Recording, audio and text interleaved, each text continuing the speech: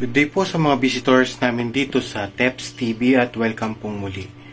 Ngayong araw ay meron tayong sasagutin na tanong at ito ay tungkol sa home credit. So, siguro yung iba ay may tanong tungkol din dito. Mabuti na rin na sagutin na rin natin sa video na ito at para malaman ninyo ang sagot.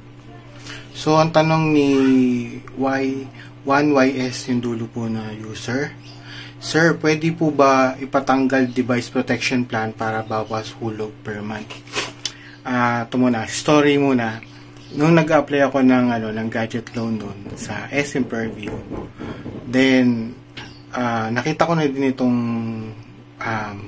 device protection. Actually, noon wala yan. Bago yung mga nauna kong mga gadget loan sa home credit.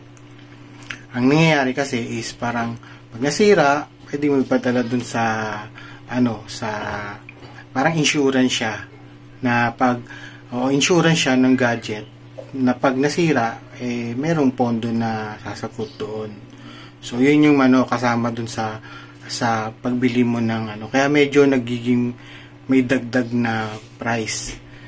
Hindi katulad pag sa cash, pwede mo yung sabihin na hindi, wag na, wala ng device protection. Pero minsan ino-offer din yan ng mga staff ng kung ano yung mga nag-sales lady tsaka mga nagbebenta. So, eto, sagutin na natin yung question kung pwede bang ipatanggal. Nung sinabi ko doon sa ahente na gusto kong ipatanggal yung device protection kasi nasa wala rin mga sa 20,000 yata or 25,000 yata yung binili ko na halaga ng gadget. Parang nangyari is may dagdag na kulang 5,000 mga ganyan. So ang laki, 'di ba? So hinati yun kasi sa every month parang lumalabas parang 500 pesos.